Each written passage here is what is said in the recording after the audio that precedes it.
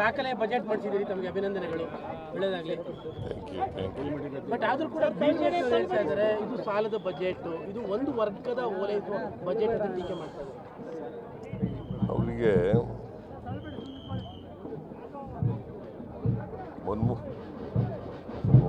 ಇವರು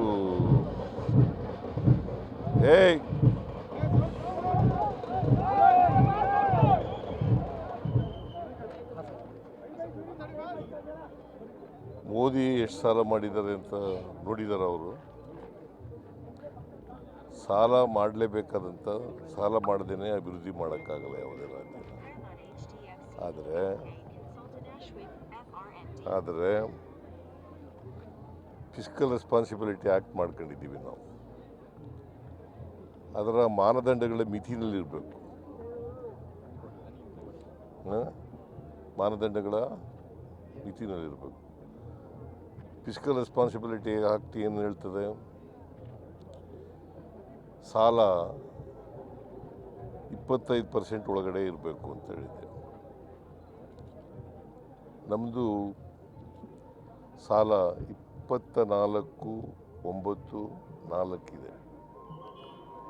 25 ಒಳಗಡೆ ಇದೆಯಾ ಇಲ್ಲ ಜಾಸ್ತಿ ಇದೆಯಾ? ಅವರಿಗೆ ಬಹುಶಃ ಫಿಸ್ಕಲ್ ರೆಸ್ಪಾನ್ಸಿಬಿಲಿಟಿ ಆ್ಯಕ್ಟ್ ಓದ್ಕೊಳ್ಳೋದು ಒಳ್ಳೆಯದು. ಕೇಂದ್ರದ ಸಾಲ ಎಷ್ಟಿದೆ ಗೊತ್ತಾ ನಿಮಗೆ? ಅಶೋಕನಿಗೆ ಗೊತ್ತಾ? 200,18,000 ಕೋಟಿ. 218 ಲಕ್ಷ ಕೋಟಿ. 218 ಲಕ್ಷ ಕೋಟಿ ಸಾಲ ಕೇಂದ್ರ. ಮೋದಿಯವರು ಬಂದ ಮೇಲೆ 10-11 ವರ್ಷಗಳಲ್ಲಿ ಎಷ್ಟು ಮಾಡಿದ್ದಾರೆ ಸಾಲ ಗೊತ್ತಾ? 165 ಲಕ್ಷ ಕೋಟಿ. ಅದು ಎಷ್ಟು ಪರ್ಸೆಂಟ್ ಇದೆ ಫಿಸ್ಕಲ್ ರೆಸ್ಪಾನ್ಸಿಬಿಲಿಟಿ ಆ್ಯಕ್ಟಿಗೆ ಗೊತ್ತಾ? 55.6%.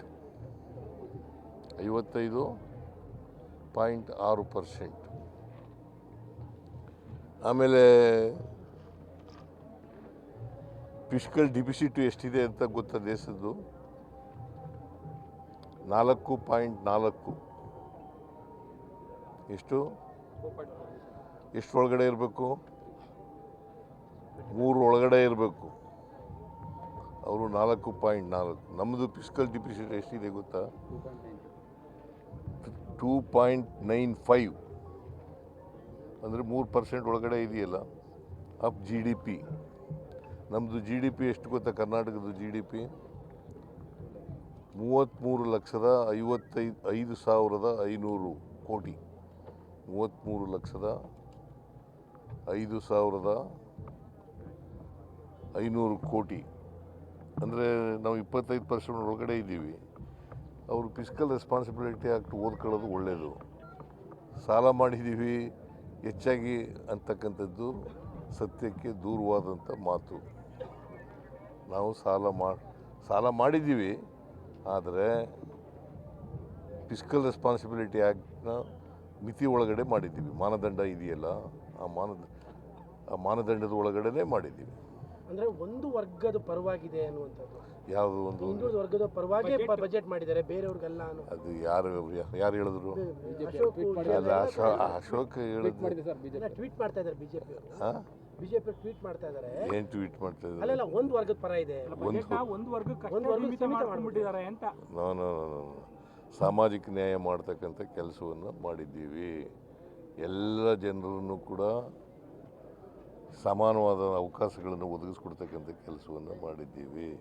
ಯಾವುದೇ ಪರಿಶಿಷ್ಟ ಜಾತಿ, ಪರಿಶಿಷ್ಟ ವರ್ಗ ಅಥವಾ ಹಿಂದುಳಿದವರ ವರ್ಗ ಅಥವಾ ಅಲ್ಪಸಂಖ್ಯಾತರ ವರ್ಗ ಇದಕ್ಕೆ ಮಾಡಿರ್ತಕ್ಕಂಥದ್ದಲ್ಲ. ಬಜೆಟ್ ಅಂತಂದರೆ ಇಡೀ ರಾಜ್ಯದ ಬೆಳವಣಿಗೆಯನ್ನು ನಿರೀಕ್ಷೆ ಮಾಡ್ತಕ್ಕಂಥದ್ದು. ಆರ್ಥಿಕ ಅಭಿವೃದ್ಧಿ ಇಡೀ ರಾಜ್ಯದಾಗಬೇಕು. ಆದರೆ ಆ ಥರ ಇಟ್ಕೊಂಡು ಉದ್ದೇಶ ಇಟ್ಕೊಂಡು ಮಾಡಿದ್ದೀವಿ. ಹೊಸ ತೆರಿಗೆ ಆಗದೆ ಇರುವಂಥದ್ದು ಇದೆಯಲ್ಲ, ಬ್ಯಾಲೆನ್ಸಿಂಗ್ ಕಷ್ಟ ಆಗಿಲ್ಲ. ಹೊಸ ತೆರಿಗೆ ಹಾಕ್ದಲೇ ಬಜೆಟ್ ಮಾಡಿದ್ದೀರಿ, ಜನರಿಗೆ ಯಾವ ಹೊರೆನೂ ಹಾಕಿಲ್ಲ. ಅದೆಲ್ಲ ಹೊರೆ ಆಗಿರೋದು ಅದೆಲ್ಲ ಕೇಂದ್ರ ಸರ್ಕಾರ ನಮಗೆ ಕೊಡಬೇಕಾಗಿತ್ತಲ್ಲ, ಆ ದುಡ್ಡು ಕೊಡದೇ ಇರೋದ್ರಿಂದ ಹೊರೆ ಆಗಿರೋದು. ಬಟ್ ನೀವು ಅದು ಹೇಳು ಬಿಟ್ಬಿಟ್ಟು ಇನ್ನೇನೋ ಕೇಳ್ತಾ ಇದೆಯಲ್ಲ ಕೇಂದ್ರ ಸರ್ಕಾರದ್ದು ಹೇಳು. ಡು ಯು ನೋ ಮಧ್ಯದಲ್ಲಿ GST ಅಮೆಂಡ್ಮೆಂಟ್ ಮಾಡ್ಬಿಟ್ಟು ರ್ಯಾಷನಲೈಸ್ ಮಾಡೋದ್ರಿಂದ 10,000 ಕೋಟಿ ನಷ್ಟ ಆಯಿತು ನಮಗೆ. ಅದನ್ನ ಹೇಳೋದಿಲ್ಲ ನೀವು. ಅದು ಎಲ್ಲಿ ಬರ್ದಿದ್ದೀರಿ ಅದನ್ನು? ಇವತ್ತೆಲ್ಲದರಲ್ಲೂ ಎಲ್ಲ ಪೇಪರ್ಲು ಬಂದಿದೆ, ಟಿವಿಗಳು. ಅಲ್ಲ. ಮನ್ರೇಗಾದಿಂದಲೂ ಕೂಡ ಸರ್ಕಾರಕ್ಕೆ ಮತ್ತೆ ಅದಕ್ಕೆ ಅದು ಹೇಳ್ಬಿಟ್ಬಿಟ್ಟು ಅದು ಕೂತ್ಕೊಂಡು ಅದನ್ನೇ ಹೇಳ್ತಾ ಇರೋದು. ಅದನ್ನ ಕೇಳ್ತಾ ಇದ್ದೀವಿ. ಅಲ್ಲಲ್ಲ ನಾನು ಕೇಳ್ತಾ ನೋಡ್ರಿ, ಅಲ್ಲಲ್ಲ ಪಾಸಿಟಿವ್ ಆಗಿ ಇರೋದು ಬೇರೆ ಪ್ರಶ್ನೆ, ಇವ್ರು ಕೇಳೋ ಪ್ರಶ್ನೆ ಇದೆಯಲ್ಲ. ನೀವು ಕೇಳಿದ ಪ್ರಶ್ನೆ ಜನಕ್ಕೆ ಸರ್ ನಿಮ್ಗೆ ಅರ್ಥ ಇಲ್ಲ. ಜನಕ್ಕೆ ಹೊರನೇ ಆಗ್ದಲೇ ಬಜೆಟ್ ಮಾಡಿದ್ದೀರಿ. ನನಗೆ ಅರ್ಥ ಆಗುತ್ತೆ ಎಲ್ಲ. ಜನಕ್ಕೆ ಹೊರನೇ ಆಗ್ದಲ್ಲಿ ಬಜೆಟ್ ಮಾಡಿದ್ದೀರಿ. ಈ ಬ್ಯಾಲೆನ್ಸಿಂಗ್ ಕಷ್ಟ ಆಗಲಿಲ್ಲ. ನಿನ್ಗೆ ವಯಸ್ಸು ಎಷ್ಟು? ವಯಸ್ಸು ಎಷ್ಟಪ್ಪ? ಮತ್ತೆ ಅಲ್ಲ ಸರ್, ಜನಕ್ಕೆ ಹೊರನೇ ಆಗ್ದಲೇ ಬಜೆಟ್ ಮಾಡಿದ್ದೀರಿ. ನಾನು ಇದು 17ನೇ ಬಜೆಟ್ ಮಂಡಿಸಿರೋದು ಕರ್ನಾಟಕ ರಾಜ್ಯದಲ್ಲಿ. ಹೈಯೆಸ್ಟ್ ಬಜೆಟ್ ಮಂಡಿಸಿರೋದು ನಾನೇ. ಇನ್ನೆರಡು ಮಂಡಿಸ್ಬಿಡ್ತೀನಿ. ಹೈಕಮಾಂಡ್ನವರು ಅವಕಾಶ ಕೊಟ್ಟರೆ ಮಂಡಿಸ್ತೀನಿ. ಅಲ್ಲ, ನಿಮಗೆ ವಿಶ್ವಾಸ ಇದೆ? ನಿಮಗೆ ವಿಶ್ವಾಸ ಇದೆ? ನನಗೆ ವಿಶ್ವಾಸ ಇದೆ. ಹೈಕಮಾಂಡ್ನವರು ಅಂತಿಮವಾಗಿ ಹೈಕಮಾಂಡ್ ಏನು ತೀರ್ಮಾನ ಮಾಡ್ತದೆ ಅದಕ್ಕೆ ಬದ್ಧನಾಗಿದ್ದೀನಿ ಅಂತ. ಯಾಕಂದ್ರೆ 19 ಬಜೆಟ್ ಅನ್ನೋದು ಇಂಪಾರ್ಟೆಂಟ್ ನಿಮ್ಮ ಇದಕ್ಕೆ. 19 ಬಜೆಟ್ ಮಾಡ್ಬೇಕು ಇವಾಗ. ರೆಕಾರ್ಡ್ ಮುರಿಯೋದು ಭಾಳ ಇಂಪಾರ್ಟೆಂಟ್ ಅಲ್ಲ. ಅವಕಾಶ ಜನಗಳಿಗೆ ಅವಕಾಶ ಕೊಟ್ಟರೆ ಮಂಡಿಸ್ತಕ್ಕಂಥ ಹೈಕಮಾಂಡು. ಹೈಕಮಾಂಡ್ ಮೇಲೆ ವಿಶ್ವಾಸ ಇದೆ ಸರ್ ನಿಮಗೆ? ನಮ್ಗೆ ಯಾವಾಗಲೂ ವಿಶ್ವಾಸ ಇದ್ದೇ ಇರ್ತದೆ. ಹೈಕಮಾಂಡ್ ಮೇಲೆ ವಿಶ್ವಾಸ ಇಲ್ಲದೆ ಇನ್ಯಾರ ಮೇಲೆ ವಿಶ್ವಾಸ? ನಿನ್ನ ಮೇಲೆ ವಿಶ್ವಾಸ ಇಟ್ಕೊಳ್ಳ. ಜನ ನಿಮ್ ಪರವಾಗಿದ್ದಾರೆ, ಹಂಗಾಗಿ ಜನ ನಿಮ್ಗೆ ಆಶೀರ್ವಾದ ಮಾಡ್ಬಿಟ್ಟಿದ್ದಾರೆ, ಹಂಗಾಗಿ ಇನ್ನೆರಡು ಮಾಡ್ಬಿಡ್ತೀರಾ? ಹೈಕಮಾಂಡ್ ನೀನು ಏನೇ ಪ್ರಶ್ನೆ ಕೇಳಿದ್ರು ಕೂಡ ವಾಸ್ತವ ಬಿಟ್ಟು ಮಾತಾಡಲ್ಲ. ನಾವು ವಾಸ್ತವದಲ್ಲೇ ಕೇಳ್ತಾ ಇದ್ದೀವಿ. ನೀನು ವಾಸ್ತವದಲ್ಲಿ ಕೇಳ್ತೀನಿ. ಅಲ್ಲಲ್ಲ, ಈಗ ಯಾಕಂದ್ರೆ ಮತ್ತೊಂದು ಶುರು ಮಾಡಿದ್ದಾರೆ ಸರ್, ಬಜೆಟ್ ಆದ್ಮೇಲೆ ಬಿಡ್ತಾರಂತೆ, ಯುಗಾದಿ ಆದ್ಮೇಲೆ ಬಿಡ್ತಾರಂತೆ. ಅವ್ರು ಏನಾರ ಹೇಳ್ಕೊಳ್ಳಪ್ಪ. Ultimately high command has to take a decision. High command ಬಿಡು ಅಂತಂದ್ರೆ ಬಿಡ್ತೀನಿ, ಮುಂದುವರಿರಿ ಅಂತಾರೆ ಮುಂದುವರಿತೀನಿ. ವಿಶ್ವಾಸ ಅಂತಿದೆ.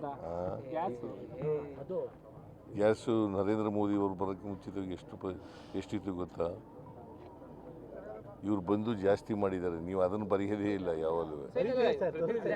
ಈಗ ತೋರಿಸ್ತಾ ಇದೀವಿ, ಇವತ್ತು ಜಾಸ್ತಿ ಆಗಿರೋದು. ಅದರಿಂದ ಯಾರಿಗೆ ತೊಂದರೆ ಆಯಿತು? ಯಾರಿಗೆ ತೊಂದರೆ ಆಯಿತು? ಬಳಕೆದಾರರಿಗೆ ತೊಂದರೆ ಆಯ್ತಲ್ವಾ? ನಿನಗೂ ತೊಂದರೆ ಆಗಿದೆಯಲ್ಲ ನಿನಗೂ. ಮತ್ತೆ ಅಲ್ಲ, ನಮ್ಮ ಪ್ರಶ್ನೆ ಇನ್ನೂ ಹೇಳಿದೆ, ವಿಶ್ವಾಸ ಇದೆ ತಮಗೆ ಇನ್ನೆರಡು ಬಜೆಟ್ ಅಂತ. ಯಾಕಂದ್ರೆ ನಮಗಂತೂ ಪ್ರಶ್ನೆ ಕೇಳಿದ್ರೆ ಆಸೆ ಇದೆ, ಮೈಸೂರವ್ರಿಗೆ ನಮ್ಗೆ ಆಸೆ ಇದೆ. ನೋಡಪ್ಪ, ಇಡೀ ರಾಜ್ಯದ ಜನರಿಗೆ ಆಸೆ ಇದೆ, ಅದು ಬೇರೆ ಪ್ರಶ್ನೆ. ಹೈಕಮಾಂಡ್ ಏನು ತೀರ್ಮಾನ ತಗತ್ತೆ